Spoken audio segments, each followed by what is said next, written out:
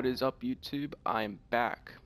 So, I've been getting a lot of good reviews on the last build video for my Nightblade, and the comment section has been very helpful to me, and I've decided to come back and put out some more builds in ESO. So, today, I'm going to be uploading my Inferno Dragonknight build. So, let's get into the abilities first. So I'm running a two-hander on my front bar and a bow on my back bar. For my gap closer, I'm running crit rush. This is going to give you good damage opener. Dizzying swing is going to be your main spammable ability, putting out most of your DPS. It also gives you a knockback on your enemy. This is a good amount of burst, and you're just going to have to time this around your enemies when they're blocking or dodge rolling, and being able to hit your dizzying swings is going to help you a lot in combat. But usually crit rush can do a good job at putting out damage too if they're all over the place dodge rolling, and you just need to keep closing the gap. Crit rush can put out some good DPS too. For longer fights, we're going to put a dot on our enemy, and we're going to use Venomous Claw. So the reason why you may need to put a dot on your target is if you're not able to burst down or gank effectively. This build does not put out as much burst damage with ganking as the Nightblade does, just because this is on a Dragonknight. You're not using in-cap strike or surprise attack, so your burst takes a little bit longer, and your enemies will sometimes be able to escape. So Venomous Claw is going to be able to help with that. It's a very strong dot, poison damage, and it also increases in damage over time. So the trick to using this is you want to put it on your target and leave it there. Usually you want to try to kill them with this Venomous Claw up on them. It'll be really hard-hitting dot towards the end of the duration, at the end of that 10 seconds. So if you can kill them in those last 4 to 5 seconds or so, you're going to be able to putting up a lot of pressure with your Venomous Claw. It's also very cheap with this build, 701 stamina, so not really too worried about running out of resources if you have to spam this on multiple targets, or if you're just not keeping track of the timer, which is 10.5 seconds. So we're also using an execute. This is going to be important for this build since we don't have tons of burst. Once they get down to about 25% health, we're going to start hitting them with our execute, which we're using reverse slice. Again, I'm using reverse slice for that splash damage. It's really good in PvE, such as the sewers, which is what I like to play in for PvP. I don't like playing up top. It's just my preference. And this can give you good splash damage with Zergs, or if you want to be Xing. Lastly, our most important buff is going to be coming from Rally, and that is going to give us Major Brutality, increasing weapon damage by 20%.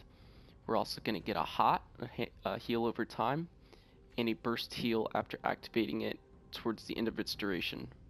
The longer you sit on your Rally, the bigger burst heal you'll get. For our ultimate on this bar, we're taking Take Flight. So the trick to using Take Flight and when ganking is you're not going to want to open up with your Take Flight to close the gap. It can be very tempting, but usually you're going to want to crit rush and gap close. Hit him with the dizzying swing. Usually they won't have enough time to react to the crit rush, or they may not know that you're coming in if you're ganking from stealth. After hitting them with the dizzying swing, they're going to be mid-air. They'll either break free right away, or they'll sit on it and hit the grounds. This is your perfect time to take flight, and it's going to hit really hard, and that's going to be where most of your burst and most of your kill potential comes from with this build, comboing your dizzying swing with your take flight.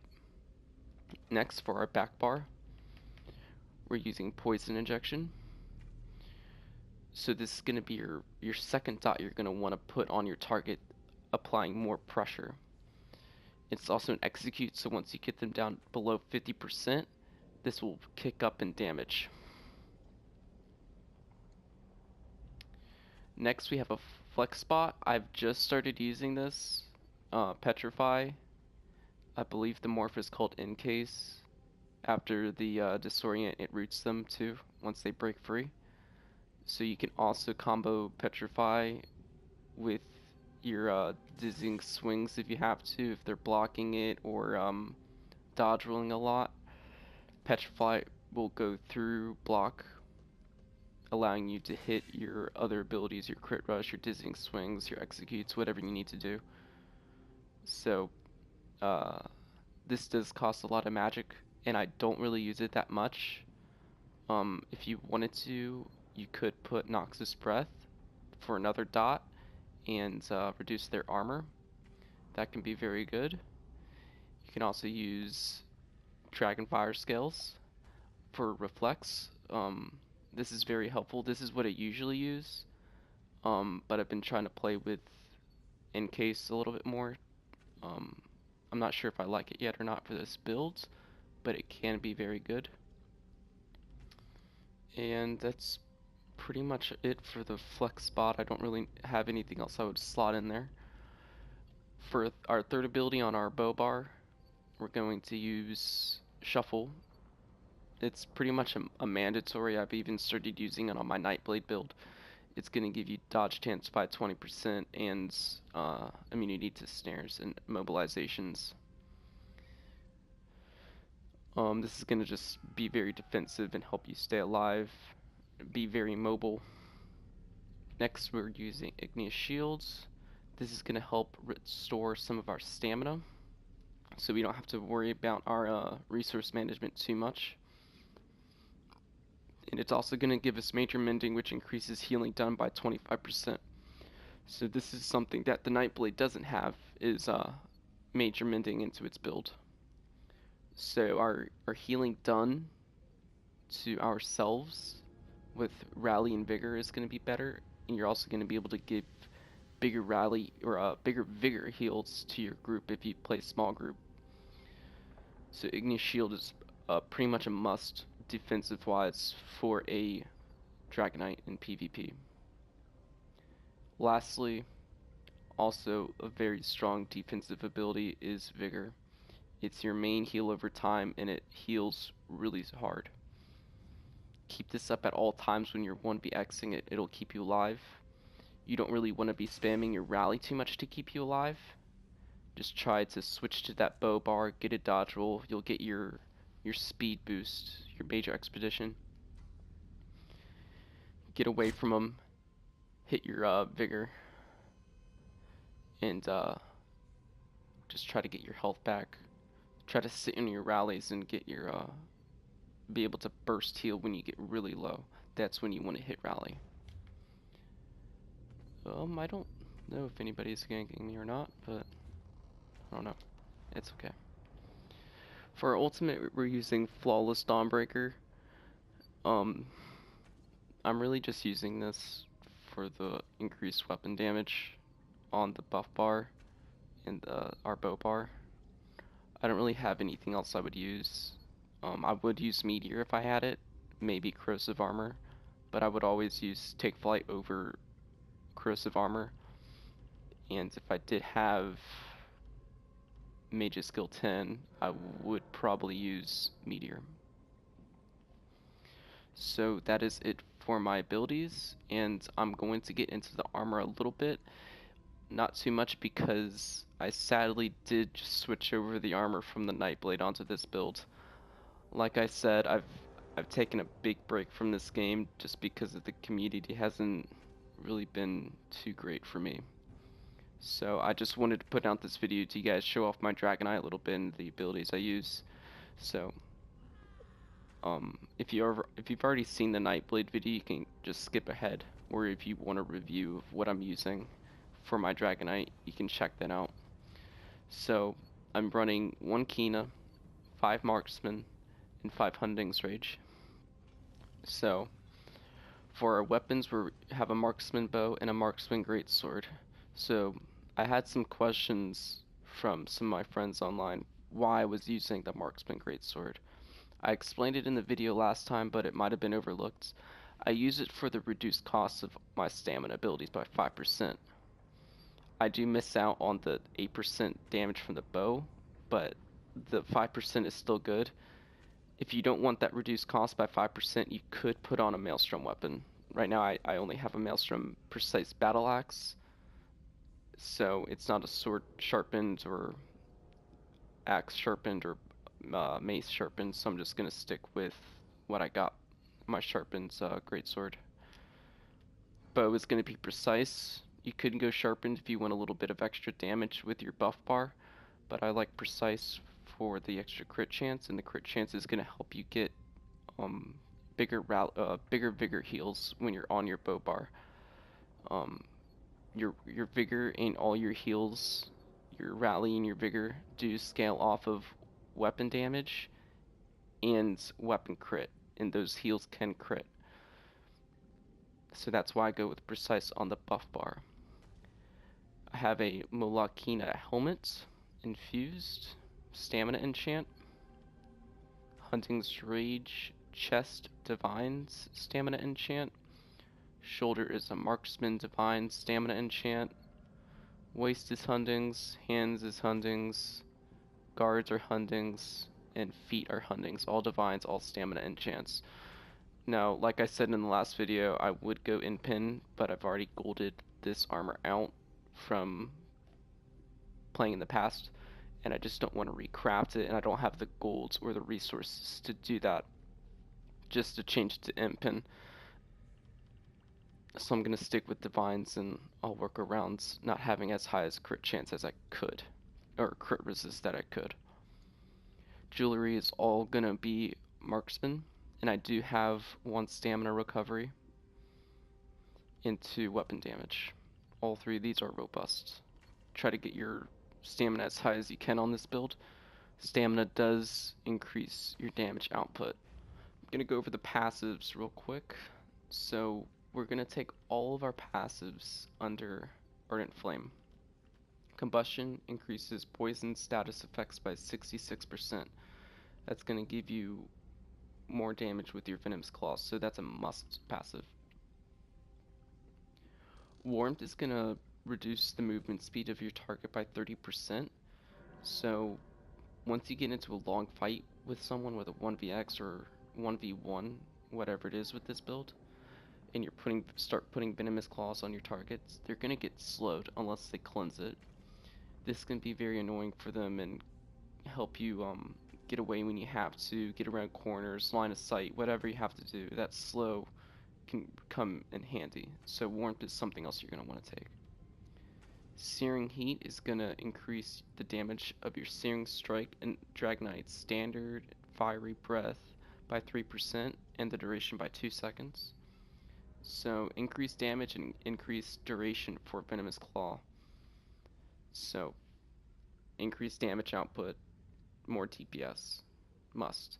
But you're also increasing the duration of your Venomous Claw, which every 2 seconds you're increasing the damage of Venomous Claw.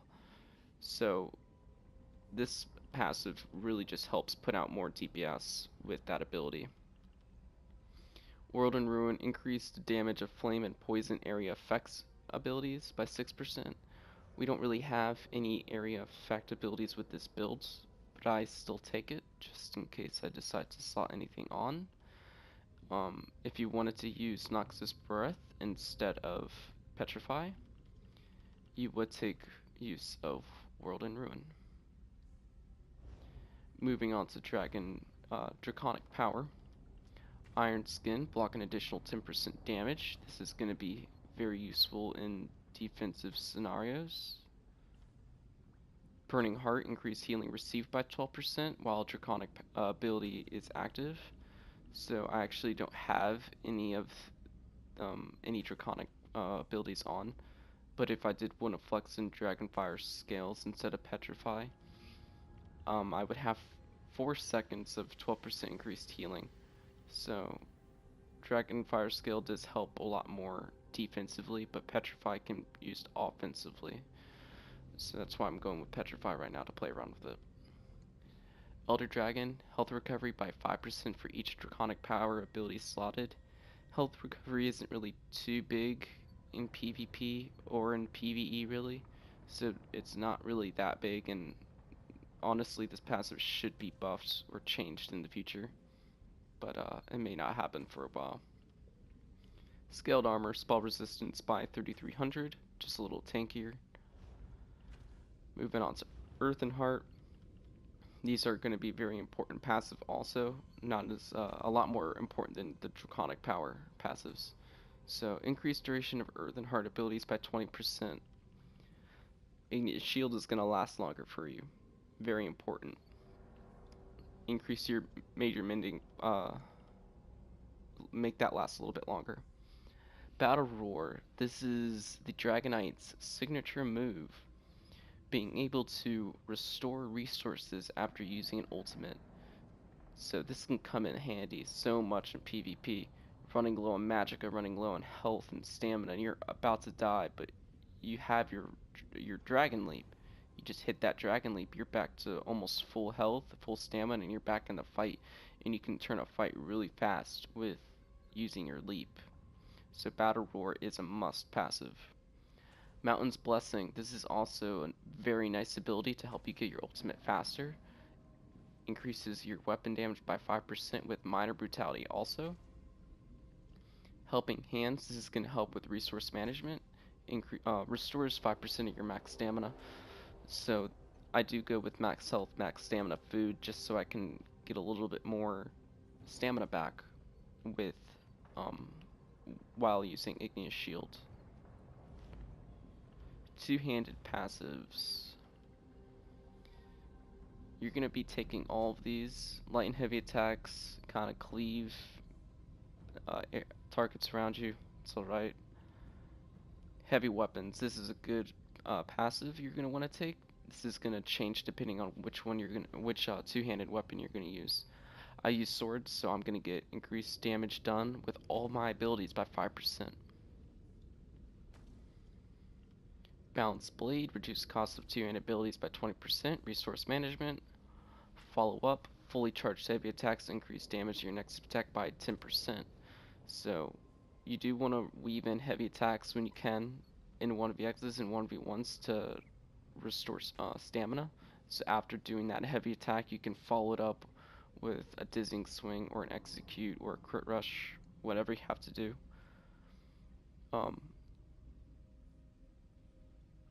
Moving on, Battle Rush, increased stam recovery by 30% for 10 seconds after killing a target. So this can be really good in PvE down in the sewers. You're going around and you're reverse slicing everything, and you're killing stuff with your splash damage, and you're going to be getting that 30% stamina recovery when you're going through all these targets. It's going to help you get your keep your stamina up going from target to target, and if you get ganked, your stamina recovery is going to be in a good spot. So this is very useful. I like this passive a lot. You don't really notice it too much, but it does come in handy. Moving on down to the bow. Long shots gives you bonus damage up to 12% the further away you are. Accuracy increases crit rating. Ranger reduces stamina cost of bow for resource management, the same as your 2H. And Hasty Retreat. I love this ability so much. This is why I use bow so much in PvP, is so I can dodge roll and get major expedition. It just helps me so much, and it's just what I'm comfortable with. Medium armor passives. All of these are important. You're going to be taking all of these. We're also wearing 7 medium, just like the Nightblade build. Legerdman is at max, but getting improved hiding can be really good. Again, I play kind of a stealth playstyle, so this helps me out a lot. Fighters guilds. So we don't really use a lot of these abilities, but increased weapon damage by 3% for Fighters Guild abilities. We do use Flawless Dawnbreaker on our bow bar, so we do get 3% extra weapon damage for that, I guess. Banish the Wicked. Going through the sewers and you're killing all these targets, you're going to be getting extra ultimate. And then Fighter's Guild abilities do 20% extra damage to Undead and Daedra. So usually when I go through the sewers, I just spam out my Flawless Dawnbreakers like crazy because I'm going to get them back really fast. They'll do more damage to the Undead, so you'll kill it faster. You're not spending much time going from pack to pack, and killing the Undead is going to give you 9 extra ultimate.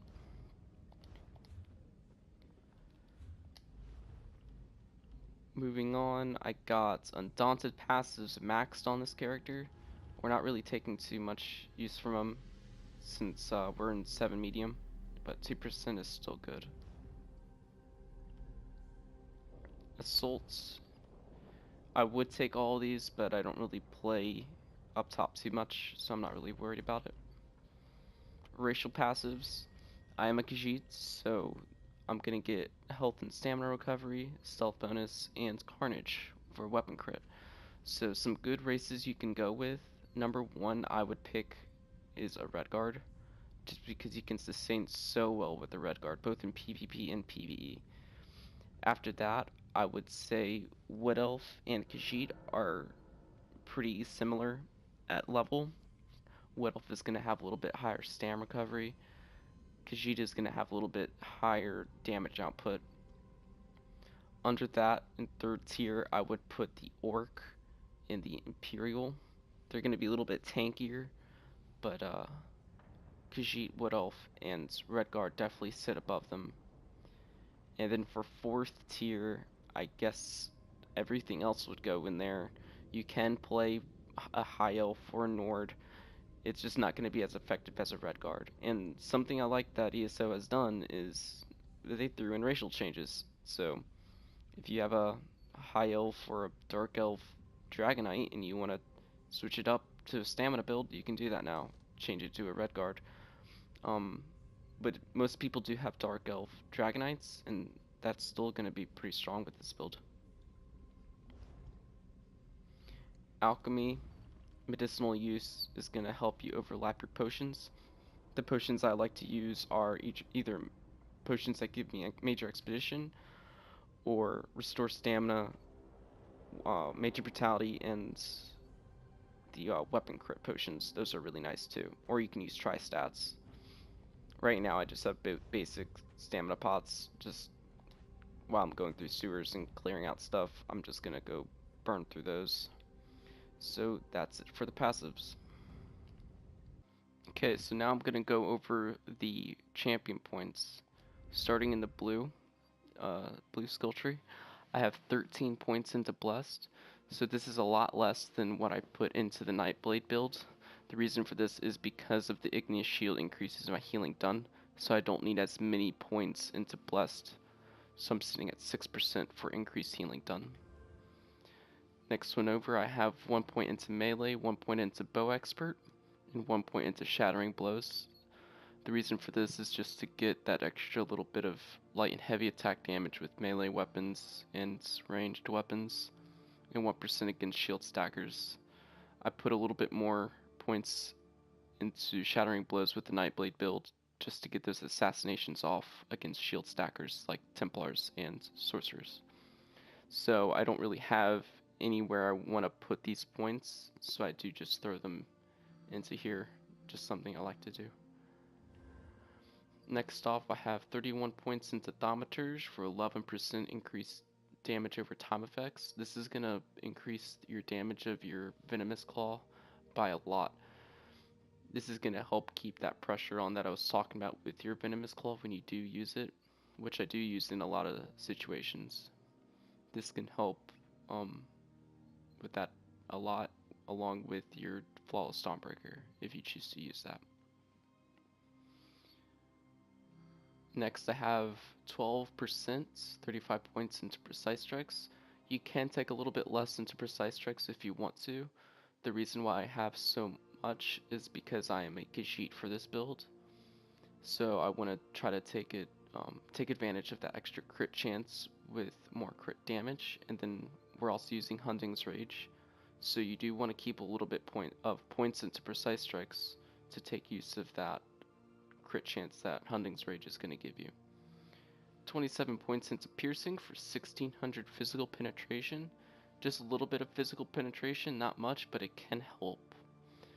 Next is 78 points into Mighty for 21% extra physical, poison, and disease damage. All of the damage you're going to be putting out with this build is either physical or poison, so this is going to help put out a lot of DPS for this build. Moving on over to the red, we got 67 points into resistant. Now the reason I'm putting so many points in this is because I'm not using in-pin armor, so if you're comfortable with having a little bit less crit resistance, you can take less out of that, which I wouldn't recommend. Or if you're using in-pin armor, you can take less. Some people would like to keep a little bit more. Since I haven't been playing in a while, I don't really remember all the numbers for crit resist high cap. I think it's 2800. I could be wrong. I used to know all these freaking hard cap for numbers. I don't remember them anymore after taking my break. So I have 78 points into Hardy. 21 physical poison and disease damage you take will be reduced. And 42 into Elemental Defender. 13.6% Flame, Frost, and Shock. The reason I balance it like this is because you do run into a little bit more stamina-based builds. I find I've been watching some YouTubers and just watching gameplay even while taking a break from the game, and I do see a lot of them running into stamina builds and them just running stamina builds themselves. So more points into Hardy. Now I do take the Unchained passive, 100 points into the Lady, 120 points into the Lady. Unchained is going to help you manage your resources a lot more after getting stunned. I noticed in my last build video down in the comment section, someone pointed out that I didn't have my Unchained passive. So that was a mistake on my part, and I went back and fixed it for my Nightblade. This passive is very important to help manage your resources and keep you being able to stay on your toes in a fight. Being able to reduce your stamina cost abilities by 80% for 3 seconds is huge in a 1vx or in a 1v1. After you get CC'd, you CC break, and you're going to want to put up your high costing defensive abilities such as your Shuffle and your Vigor. That's going to help you survive the next few attacks they're going to put out, and you're still going to have a lot of stamina left over. Moving on over into the green, I have 62 points into Warlord for 12% reduced cost of all my stamina abilities. And then 78 into Mooncalf for 21% increased stamina recovery. And then I have 33 into Tumbling for 9% reduced cost of roll dodge. You will be roll dodging quite a bit to avoid most of your damage. You can block a lot of attacks, but sometimes it's just easier to roll dodge and move out of the way. You're close to gap, and while you're using a bow, you can roll dodge to give you major expedition. Next, at 14 points into Shade, which reduced cost of stealth by almost 5%. I just like that because I like to play a little bit more of a stealth kind of I don't know, playstyle, I guess. You can take less points into this and put them into Shadow Ward or more into Tumbling, more into Mooncalf, whatever you like. This is just what I like. This may not be the best min-maxed wise, but this is just what I go with and what I'm comfortable with. So that is the champion points. Alright, so I'm gonna show you guys a buffed up look at my stats after I eat food. Like I said, I am using just basic max health, max stamina food. So with Rally on my 2H bar, I am sitting at 9,000 Magicka, it's 21,000 health, 32.5k max stam. We're looking at almost 1,500 stam recovery, almost 3,600 weapon damage, and almost 47% weapon crit. Our crit resistance is at 12.85. I am using the warrior boon for increased weapon damage if you're having sustain issues, which you shouldn't be with igneous shield and having pretty decent stam recovery. You can go with the serpent. If you want to have a little bit higher weapon crit, which I wouldn't recommend in PvP, you can go with the thief. And if you want crits to hit harder, you can go with the shadow. Right now I'm playing with the warrior. I find that to be best for this build. I put all my attribute points into stamina. As long as I sit over 20,000 health in PvP, I'm pretty good. That is it for the buffs. So I'm just gonna run through the series real quick and kind of show you how I combo my abilities with this build. So as I run through here, I'm gonna be dodge rolling, getting that major expedition buff. I make sure my buffs always stay up, so I'm trying to keep my rally up at all times. I make sure I have my shuffle up. So same thing as the Nightblade. I'm in stealth. I charge up a fully charged heavy attack. As the bow is pulled back, I release and hit my square button, which is poison injection. Both hit at about the same time, and right there, just so much freaking damage from stealth with this build. So I'm gonna try to hit a target that has a bit more health to kind of show off the combo a bit more. So rally up, fully charged heavy, release poison injection, switch bars, crit rush. This is gonna be a bigger target, so I'm gonna venomous claw, dizzying swing, and usually I would execute. Moving up to the next target, there's gonna be two here. Well, dots are just too strong. Wasn't able to show off the splash damage. So let's pull a few of these guys in.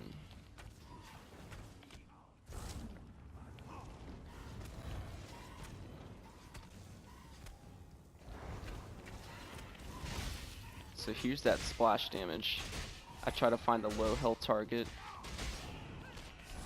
Right there, just demolishes all the targets in the area.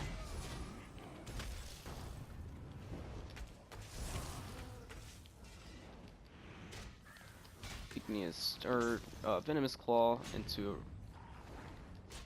well, stop running away, please. There we go. There's kind of the combo a little bit. I showed up again real quick.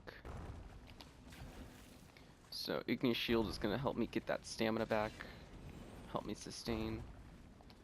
Throw up my buffs. Gonna hit up this Bane Lord here, show off the full combo. Fully charged heavy, poison inject, crit rush, venomous claw, wrecking blow, or block wrecking blow, and then you can leap. And then you execute. So that's pretty much the build right there. I'm gonna see if I can run into some people. There's a lot of reds up top, so probably not gonna happen.